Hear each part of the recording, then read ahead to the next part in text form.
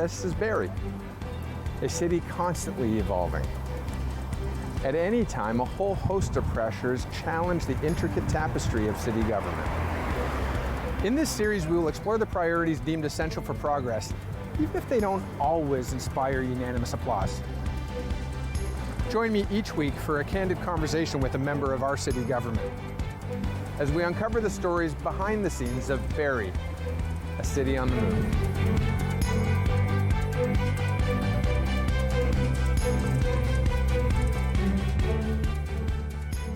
Welcome to Barrie City on the Move. I'm Arif and I have the pleasure of being your host, and it is a pleasure to join you wherever you're receiving this content, at home, on television, online, streaming, on YouTube. Thanks for joining.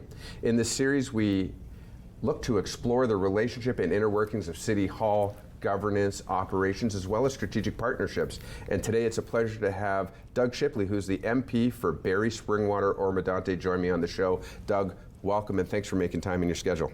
Thanks for having me, Arif. Always a pleasure to be back here sharing my thoughts with the community, and always a pleasure to see my longtime past colleague and friend, Arif Khan, here in the seat. And I've watched this in the past. You're doing a great job, and I'm looking forward to this. Well, thank you, and I do appreciate it. And it's a real pleasure and opportunity to be able to have this forum and to sort of give some insight to how the dynamic of different relationships work locally, but also with that sort of codependent relationship with senior levels of government. And those are some of the things I wanted to discuss with you. It's an interesting time.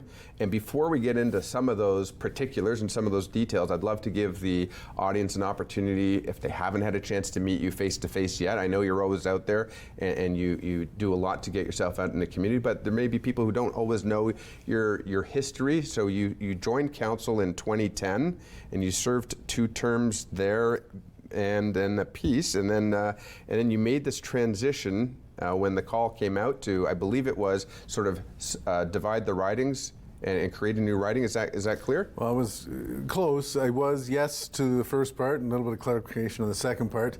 I was on Barrie City Council, first elected in 2010. I ran after that in 2014, then again in 2018. So 3 consecutive conservative or municipal elections. Saying the word conservative already just rolls off the tongue. But then the Conservative Party did have an opening when MP Alex Nuttall stepped down going into the 2019 election. After a lot of thought and deliberation, and quite frankly, some tough thought and deliberation, and some discussions with my family, I decided to throw my hat into the ring and go for it. Living part-time, most time, a lot of the time in Ottawa, takes a lot of time away from family. That's why it was so important to make sure I discuss things with my family first.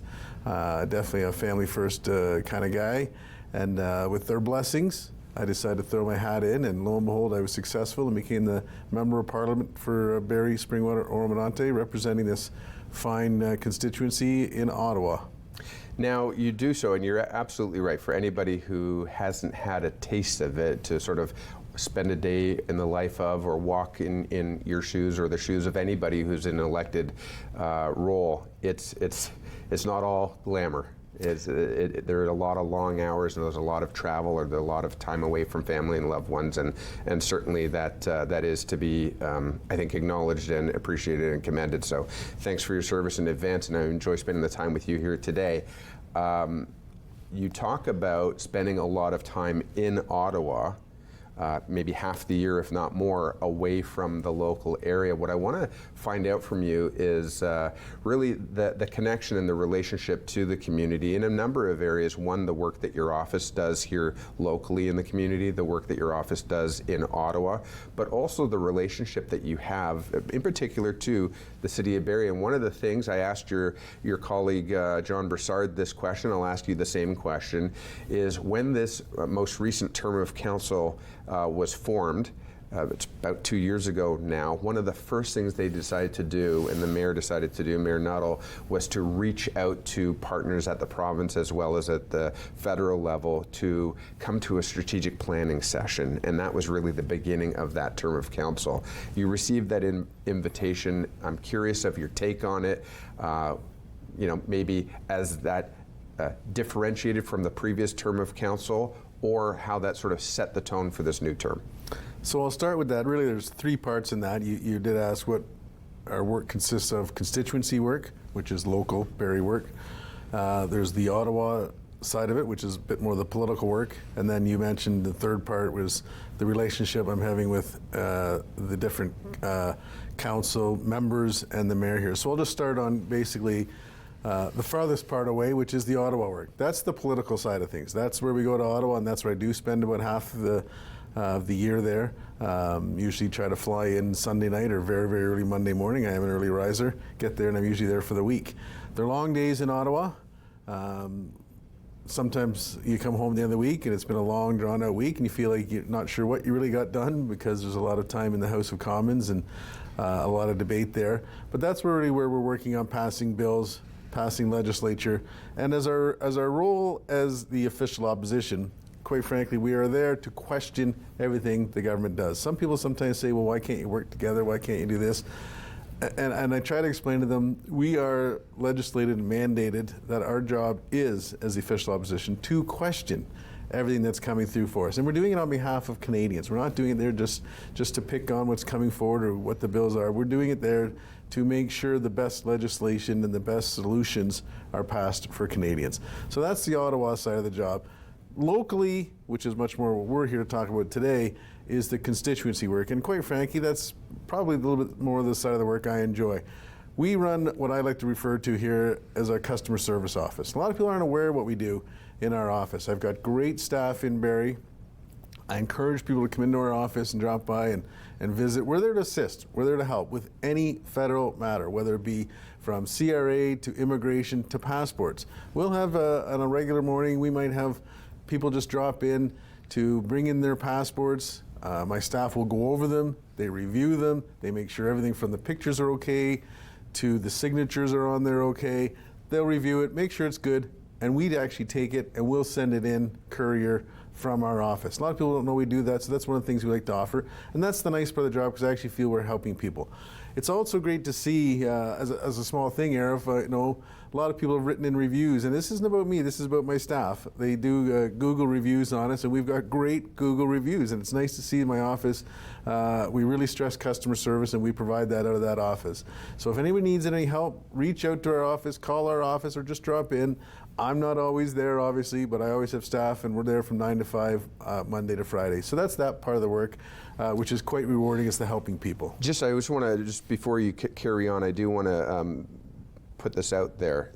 You did run as a Conservative. You do carry a card with the party of the Conservative Party of Canada, but your office itself, once elected, what's the difference? I'm really glad you brought that up, Arif, because it is not a political office. We actually can't run any political activities out of that office. Sometimes people feel that it's a Conservative office or a blue office, whatever you want to call it. It is not. We are a customer service for the services that are offered for the Government of Canada.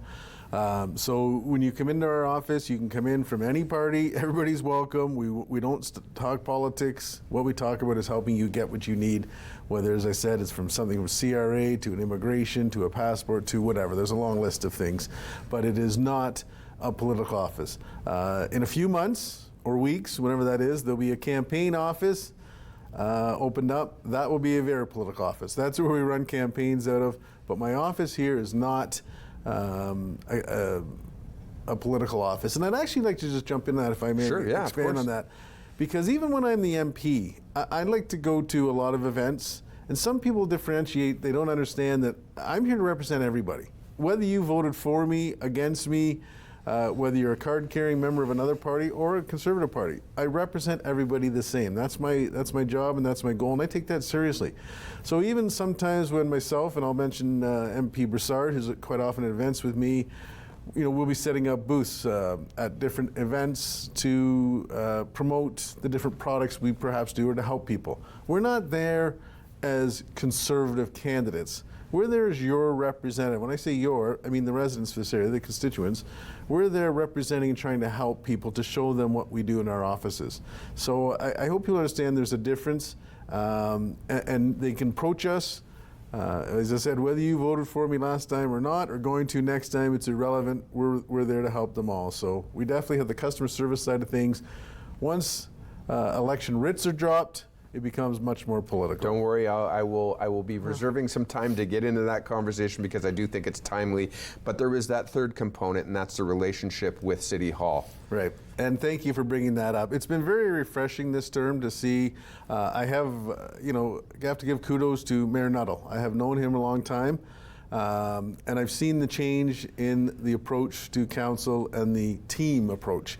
It wasn't always like that in the past, and I was on part of those councils, so I'm not pointing fingers, I'm saying I was on that. But it was nice to know as soon as they formed their government this time, their council and mayor, they invited to their strategic planning session myself,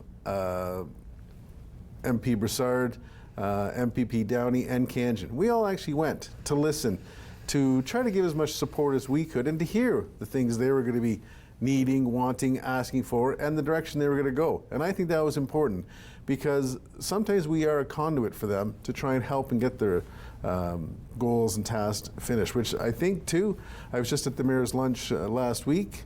I think I saw you there.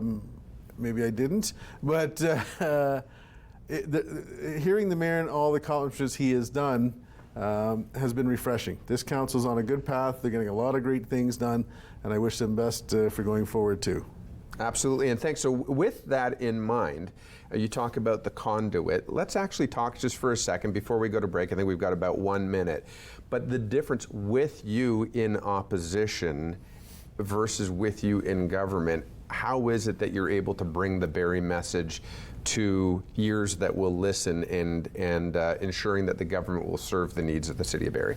Thank you for that. It is definitely a little more difficult in opposition, but I have a good rapport with many Liberals who are in power. I consider myself to be the type of politician who makes relationships, and whether it be just even a personal thing, and I have hand-delivered letters to ministers from constituents many times, looking for some extra support and help that they could use in what they're looking for, but also messages that the city needs. I've been able to go and talk to ministers. So I think I'm very good at building bridges, getting along with both sides. There's time to be partisan, and there's time to build bridges and have good relationships, and sometimes that can help you in the long run. Well, with that in mind, when we come back from the break, let's dive into some of these projects that a municipality simply cannot do alone or has shown that it is better when there is a level of cooperation, and these might be infrastructure-related projects, et cetera. Let's get into some of those and talk about really what the status of the city of Barrie is and where the federal government really plays a role and should and could play a role going forward. So with that in mind, I'll let you think on that while we go to break real quick. Stay with us. More from MP Doug Shipley on Barrie City on the Move right after this break.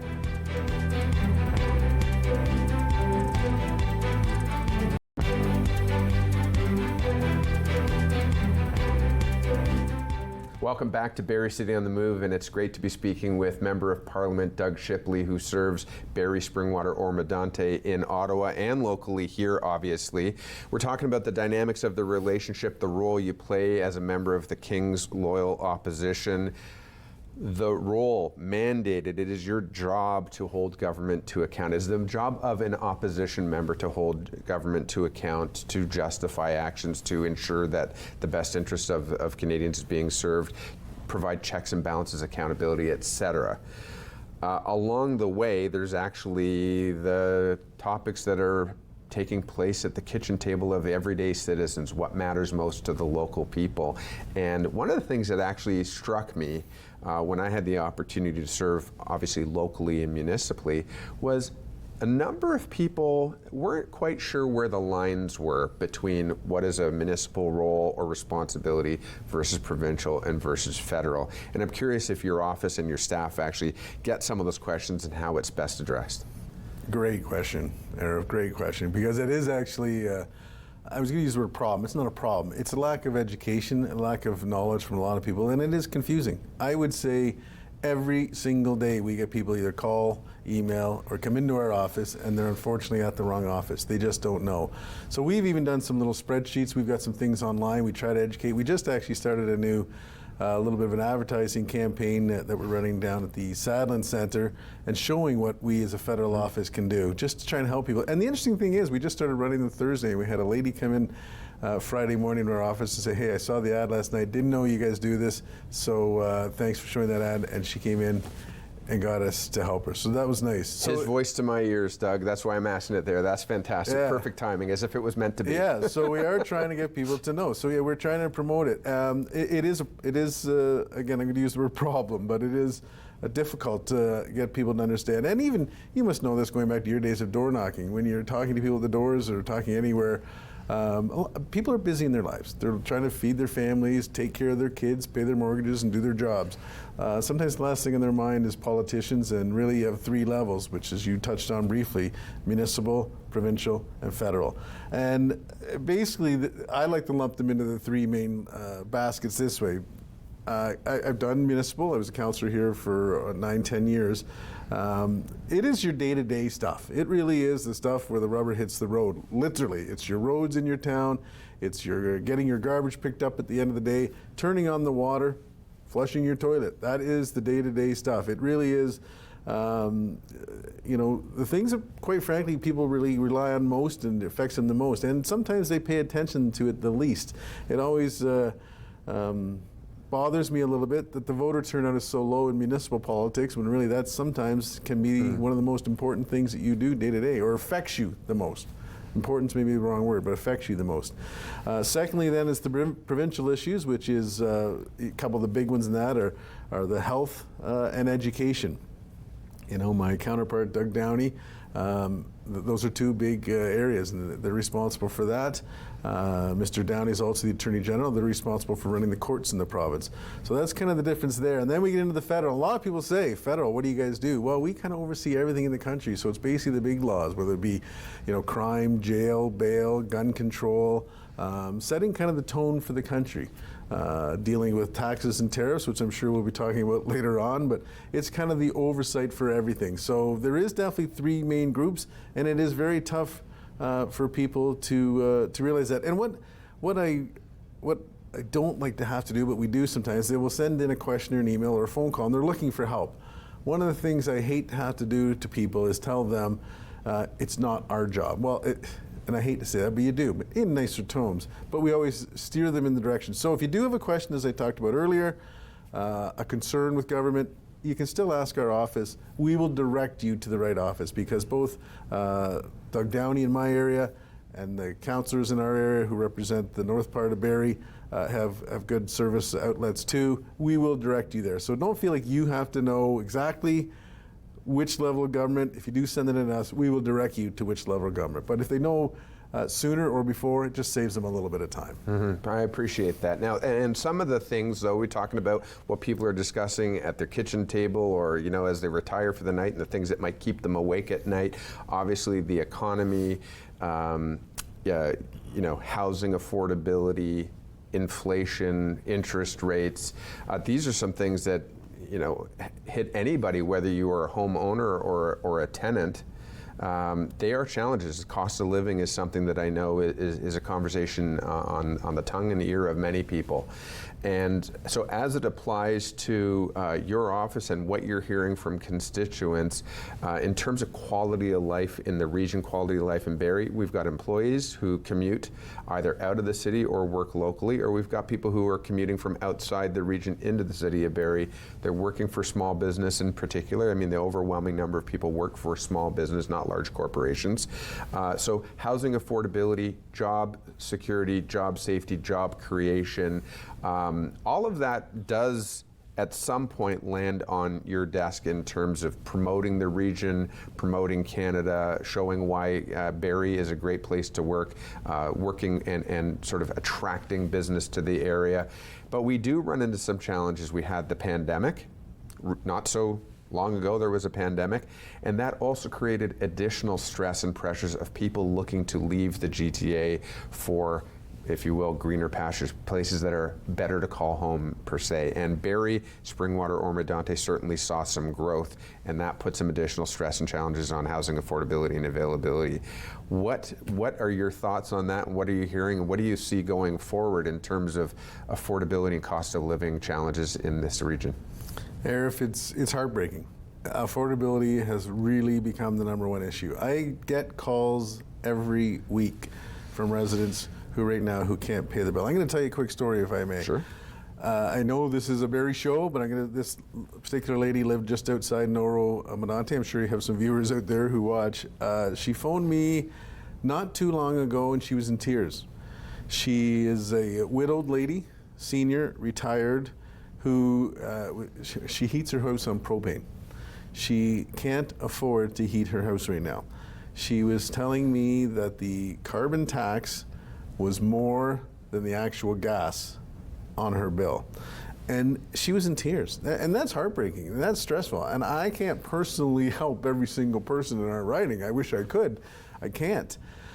When I say help, I mean monetarily. I try to get them the assistance they can do, but it was heartbreaking to hear that. And that's just one of many stories. She was talking about how she had some family over at Christmas time, and they were talking to her about how cold the house was. And she was telling them, well, put on an extra sweater. And that's just heartbreaking. She has to literally sit there in her own home, who has spent her life working. As I said, her husband had recently passed away, which had affected the situation there a little bit more. And she was telling me she has to every day put on an extra sweater and sit under a blanket in her own home because she could not afford the increase of the gas bill, but more specifically, the carbon tax portion, which had increased every year, was supposed to, again, go up again April 1st. So affordability is by far the #1 issue. It's much encompassing because you talked about housing. We can get into that in a bit later too, but affordability has gotten tough. I hear it every day. I've always liked to do the groceries, believe it or not, Arif. I like going to the grocery store. I find now it takes me a little bit longer because I get stopped and people want to chat with me, and that's fine. But when I'm even personally at the grocery store, I'm amazed now, $100, $150 worth of groceries, you look at it and you're lucky if you're walking out of there with a bag of groceries now. It has just skyrocketed. There is a lot of people who just simply can't afford and feed their families well. We know, I personally know, at the food bank, their numbers have gone just skyrocketing up. My own 2 sons at Christmas time did a what we call the Shipley Cup. It's a little hockey game they put on. I'm proud of them for doing it, Arif. And they raised money, not money, donations. They have this little hockey game. All their friends get together, and they raised, I think it was about 400 pounds of food. And they take it into the food bank, so it's a good learning experience for them. And they came home and said, Dad, we're shocked at who was in there, how many people were in there, and how much food needs to be in there. But it's good for them to see this.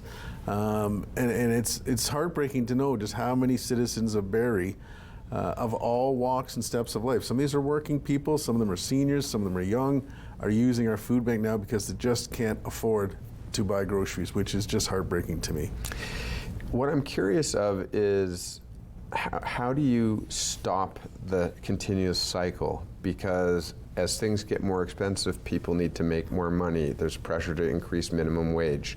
When we increase minimum wage, there are those who will say, well, it's just going to get passed on to the customer, the consumer anyway, because the business or the business owner, et cetera, is going to have to pass that along, and then things are just going to get more expensive. So the question is, does it ever end?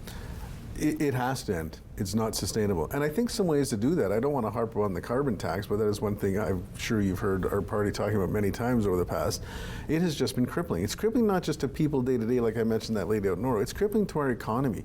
We need to get people to come, and companies, to come and invest in Canada and in our region to create better paying jobs so they can survive. Right now, our economic growth in Canada is very limited. People are not coming, they're not flocking to Canada to invest, they're flocking out of Canada to invest. And I'm hearing about that every day. So we need to make it more of a market where people want to come, people want to invest in Canada. We've got a tremendous amount of natural resources in this country. We need to tap into those. We need to become the superpower we once were and can become again.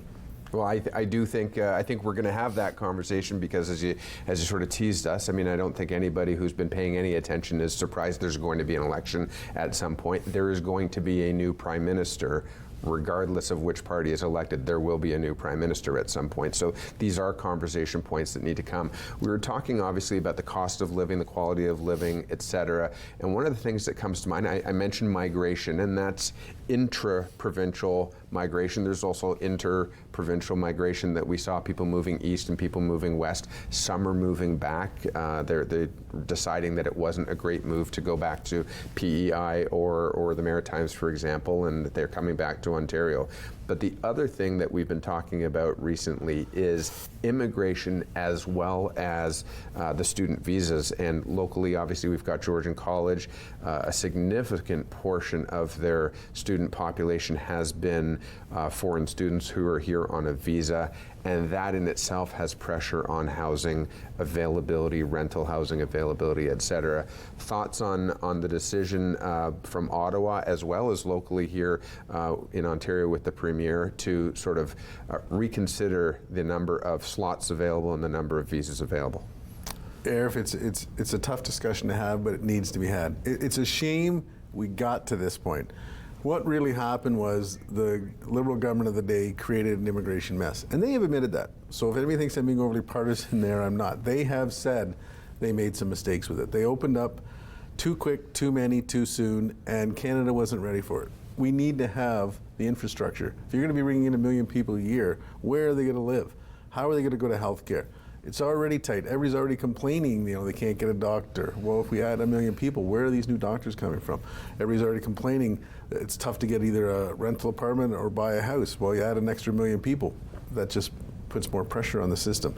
So it was a problem. We need immigration in Canada. It's very healthy. It's very needed. That's how we grew. That's how Canada grows. But sustainable, doable immigration with those numbers too. So it was expanded too quickly, too much, and it caused some problems. But getting back to more the post-secondary side of it, I have had a few meetings with the president, Kevin Weaver of Georgian College, and they're in a bad situation right now. Not through all of their own either. So they were given some certain numbers, and they've done a business model now by bringing in foreign students. And as we all know, foreign students pay significantly more than local students. So they built their business case on that. And each college university basically runs themselves as their own business and a business case, and they do it that way. So they were running along quite well on those numbers, and then they've been told, okay, all of a sudden now your numbers are in half. They have everything set up for that. The buildings are set up, their staff's set up for that. So it's tough for them now to adjust. I think it did need to be done, but again, it was a problem that was created that didn't need to be created, and now we have to do a lot of things to correct it that should never have happened in the first place. Well, when we come back from the break, I do want to talk about, picking up where you just left off, how we've always done things kind of sets a tone and sets a reasonability to create a business case that's in line with how we're doing things based on the status quo. And then all of a sudden, out of left field comes this sort of thing that changes everything in a second. So when we come back from the break, we're going to talk about significant change, and it has to do with the election south of the border that just transpired. So stay with us. We'll have more from Doug Shipley, Member of Parliament from Barrie, Springwater, Oro-Medonte, when we come back from this break.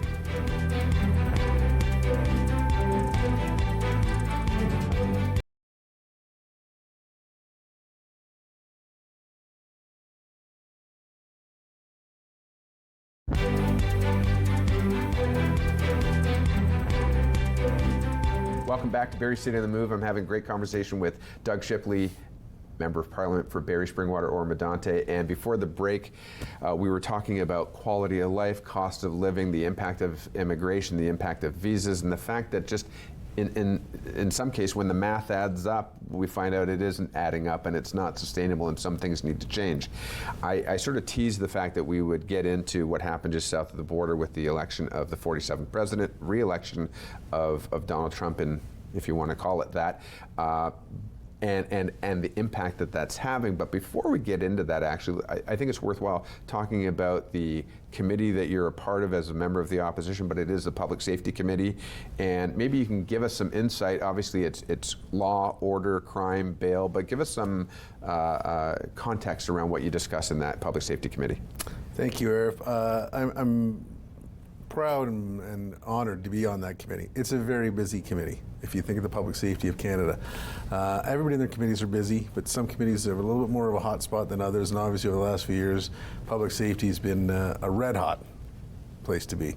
So we talk about many issues, and I can go over a few of the things we've been studying. And maybe people don't understand. Committees are really where a lot of the work is done in Ottawa. What they see on the floor of the House of Commons, the debates, the discussions, that's sometimes a little bit of showmanship in there. Really, committees are where we would take, and I'll give you an example of what we do, a bill, whether it be on the firearms bill or something, that would come, that gets debated in the House of Commons, and then it gets referred back to committee, which that actually came to my committee. So that's where we actually take the bill apart and clause by clause, paragraph by paragraph, we dissect it. We bring in expert witnesses, whether it be some chief firearms officers, commissioner of the OPP, firearms owners, anglers, hunters, this type of thing, and we really dissect bills. And sometimes it can be very monotonous work, very slow work, but it can be a little rewarding because they're actually getting some things done. So that's where we take bills apart. So yes, on public safety, it can be very busy lately. We've had a lot of hot topics. You know, one of the things we've studied lately are auto thefts. We have done, obviously, the C-21, which was the handgun firearm ban. Foreign interference, we've been recently discussing, whether it be Russia or India or China. We've discussed all those.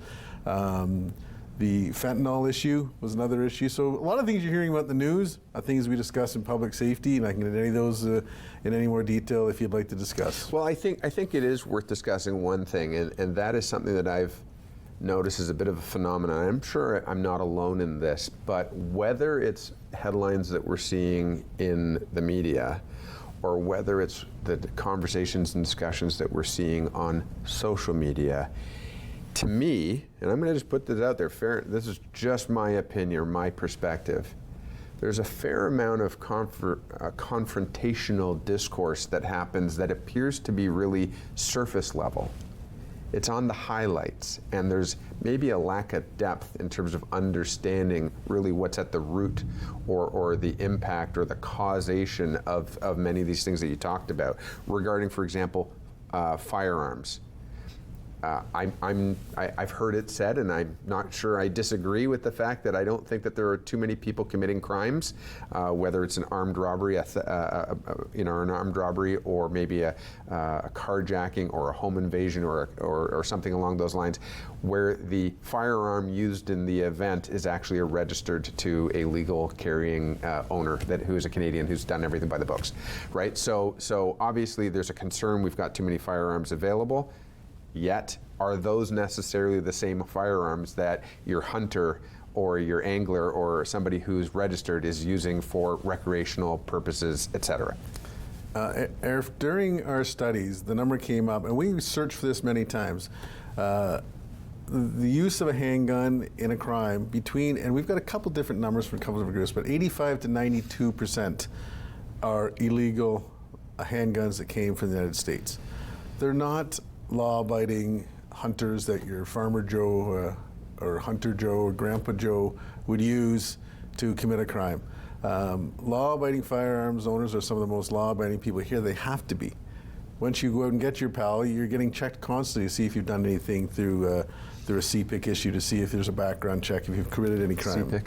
The Canadian Police Information System. Okay. So you're getting checked on that. So you have to be a law-abiding citizen to have a firearms office. Some of those are the best people, and they're the most careful. Right here in Barrie. The Barrie Firearm Club is a great group. I go out there quite often. They do a lot of charity work. They have a lot of fun. They're shooting at paper targets. Those people aren't, or clay pigeons are going up in the air. They're not committing crimes out there. These are good family people who are having barbecues on Saturday afternoon. It's a hot button issue for some political parties to try and win votes. Assault-styled firearms weapons have been illegal since 1972 in this country. To keep hearing over and over that certain groups are going to ban now firearms that are assault-style weapons, they've been banned since '72. There is no such thing as an assault-style weapon in Canada. So a lot of it's being said to try and win favorite vote time. And I understand that, but it's misinformation, which is a real disservice to our good law-abiding citizens. So back to public safety, those are some of the things we tend to talk about. It is a very hot-button issue. We've even talked about auto theft. That was just a huge issue, and it still is. There are a couple companies in Barrie now, Arif, who are supplying and building bollards for home use, so people can put actual metal bollards in their driveways to prevent their cars from being stolen. I know what was going on in Toronto a year or two ago, because we heard about this at our committee. I've now personally seen a couple companies in Barrie who are now looking into this business because auto theft is such a huge issue in our country. I know people who've had their cars stolen multiple times. They'll go out, have it stolen, get a new one, within a couple weeks it's gone. They're put on containers and being shipped overseas to never be seen again. This affects our economy. This affects how people live, and this is not the way Canada used to be. We need to stop and get back to the way we can be. So I want to jump in on that, because we're talking about crime and we're talking about public safety, and there's got to be a reason why there's a market and why there are those who feel emboldened that they can just go around stealing cars. And the thing that comes to mind is when you hear the story of the person who says, I had an AirTag in my car went missing, or my pickup truck went missing, and I went and followed it and I located it sitting in a shipping container, and I went to the fence and I got arrested, or I got detained and was told that no, I can't go get my car back, and no, the law enforcement officer is actually preventing me from actually getting in there because it's the wrong jurisdiction. So something's up with the fact that there's obviously a lack of cooperation to actually serve the individual who is the actual victim of the car theft. But then there's also the fact that you talked about bail reform, and I'm curious, are these one-time offenders or are they repeat offenders that you're seeing who are committing these crimes? Being on public safety and being a local resident, someone who used to sit as the vice chair of the Barrie Police Services, I'm well ingrained with much of the police issues that go on, both this community and across Canada. We have a bail issue. Repeat offenders are just out of control here. I'm going to tell you a quick story, and I'm sure you're aware of this. I know you're on the Police Services Board now, Arif, and the officer who was injured at a fast food restaurant on Bayfield Street. The accused who performed that heinous act on an officer on a Saturday afternoon when there's families around had been criminally charged dozens. I'm sorry I don't have the number on me. I actually stood up in the House of Commons and used a specific number. I don't have it, but it was dozens and dozens of times they have been found charged and convicted. They had over, I think it was 120 interactions with police over the past 2 years. This has just got to stop. Our police resources are limited at the best. To be going out and dealing with the same people over and over, to arrest them, to get them let out that same day, is just terrible. It's terrible for morale for the police. It's also terrible for us as a society, because these people can go out and keep going. Getting back to the auto theft issue, a lot of it is organized crime. And what they're doing is they're going out and getting young offenders who know there's not going to be any repercussions against them to commit these crimes, to steal the car, to take the car, and nothing's going to happen to them. They're out the next day if they're even caught. And then the money is going towards organized crime, which is fueling other and bigger issues. But it's a serious problem. If these young kids know they can go steal a car, and Arif, there is large money being made in auto theft. Tens of thousands of dollars on each vehicle when they're selling those. And if they know they can make a lot of money, it's the easy way to make money, and they're not going to be in jail, and there's no consequences. You know, consequences used to be a very big thing when I was young, and you knew there would be large consequences. The consequences aren't there anymore. They're committing these crimes repeatedly. Somebody's getting out the same day to go and steal another car. So for those who don't know the difference, you mentioned your counterpart at the provincial level, Doug Downey, is the Minister of the Attorney General, or he is the Attorney General for Ontario. He is in charge of, if you will, the court systems in the Crown. There's also the Solicitor General, who is more involved in the actual policing. What about the federal level? What is the difference? I mean, who are we going to point the finger at as to why things aren't the way they need to be here in Canada? Well, we have a federal Attorney General. And right now, federal Attorney General and the Liberal government of Canada sets the bail policy. And years ago, I wish I could remember the bill number, I just don't have it at the top of my head, they reversed the legislation on how you got bail. It's basically the onus is now to prove you had to be kept in bail, where it used to be the other way. So many more people are being left out or released because of that legislation that was passed. If and when there's an election, we get back in. Our leader, Pierre Poilievre, has said for sure we will be reversing that, and we will make sure there will be jail, not bail. Okay, so you've teased elections now. When we come back from the break, I actually want to talk about the election south of the border, and then, as we know, we're likely going into an election here on our side of the border. So for more on that, stay with us. We'll be right back after this break. Doug Shipley, Member of Parliament, Barrie, Springwater, Oro-Medonte.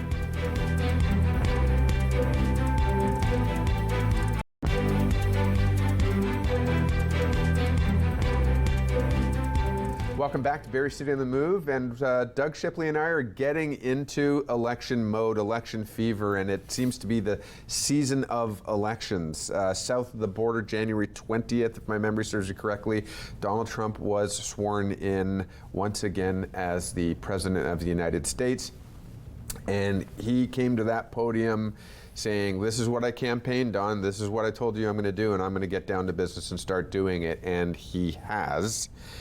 Let's talk about the impact. We're now actually February, well, we're into February, and tariffs have started to roll out. And he really did come with an attitude that said, I'm coming back to clean things up again. I'm going to deport people who are illegal, and it's time for America to regain strength and to be the strongest nation from an economic standpoint in the world, and others owe us, and Canada owes us, and there's a whole bunch of rhetoric that's out there. Love him or hate him, not my point. It's having an impact on Canada. And as a member of federal government in opposition, obviously now, what are you hearing? What are you seeing? What is the impact? What should we be interpreting from having Mr. Trump as the President of the United States? Definitely a hot button issue, and definitely, yes, elections are the big key right now. There's as you mentioned, the American one just finished. We're in the middle of a provincial one, and I'm pretty sure and hopeful a federal one's not too far around the corner. So we can touch on the American one first. And yeah, the first thing I'm hearing right now, and I've been inundated with calls over the last week, is fear. Fear about these tariffs. People either don't understand how tariffs work, and or are fearful that they're going to be hit in their own personal pocketbook. Or we have some business peoples in the local area too who are concerned how it's going to affect them, whether they're going to have to laying off people, closing the doors, or what's going on. So you did touch on, though, Mr. Trump talking about making the U.S. more powerful and becoming first. I think really what we need to get into is how we got into this position, Arif. We got into this position because we let our country become too weak. We used to be a superpower, as far as I was concerned, a leader in many marketplaces, a leader in our world resources, where people came to Canada to invest. They came to Canada for our resources. They came, our technology was something that was looked upon. We've let that slip over the last many years. We've made this country a place where productivity just is not there. The level of productivity is low. People are leaving Canada. Companies aren't coming here and setting up unless they're getting heavily subsidized by government issues. We need to get a Canada first attitude here first, and we don't have that anymore, and we need to get back to that. Well, we did, and I want to provide some context around that, because if you actually look at numbers, certainly people who are considering the real estate, or there's the capital gains issue, people have found it to be punitive, and therefore they're looking, from a business perspective or from an investing perspective, they're looking for jurisdictions that are less punitive, more open.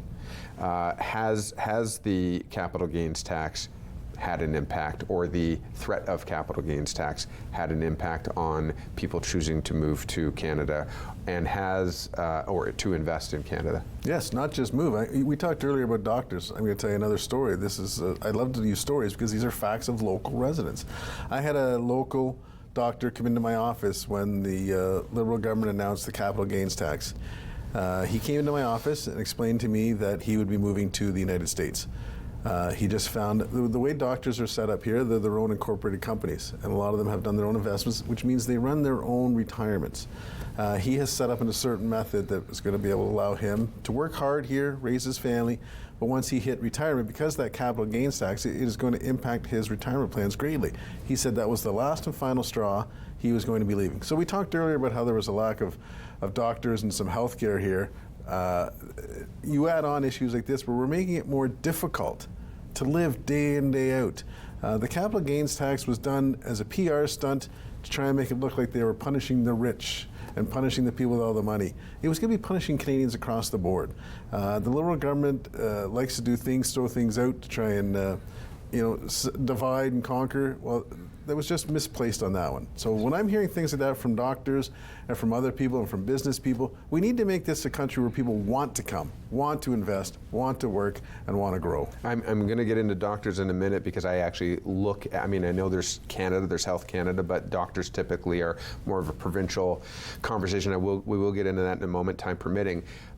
We recently heard the Prime Minister come out days after the tariffs were announced that they were going to go forward, and pretty quickly the Prime Minister stood in front of a podium and said this is going to be Canada's response, retaliatory tariffs to be put in place. And I actually have people asking me, does a tariff equal a sanction? Is that really what it really means, as opposed to just sort of this other word for a tax? It's actually a sanction if you think about sanctions against the Russia or other parts of the world. My question, though, is we've now heard that the Prime Minister has announced a resignation. Parliament has been prorogued. One of the questions that's come to me is, how is it that a Prime Minister can make this decision when there's no sitting government? Arif, you brought up a fantastic point. One of the things I'm hearing is this prorogation. We need to be sitting. Government needs, we're in one of the biggest crises we have right now, and we're not sitting. I even see leaders from the other oppositions are calling for Mr. Trudeau to bring back Parliament. Mr. Trudeau painted himself into a corner. He's talked about resigning. We don't know when and where that's going to be. He's delaying so the Liberal government can make a leadership decision while our country is just crumbling. We need to be back together as the official opposition. We need to be there to discuss all these issues. Maybe we'll have some good ideas, some better ideas. We want to put Canada first, but we need to make sure government is sitting in Ottawa, making decisions, and as I said earlier, holding their feet to the fire and questioning what they're doing too. I'm going to challenge you just a little bit, though, because I think it is fair that the leader of the opposition, Pierre Poilievre, has been saying for months, if not a year, let's call an election, let's have a non-confidence vote. Now there is basically, government is prorogued, there's a likelihood of an election, and now we're saying, well, we don't have a government.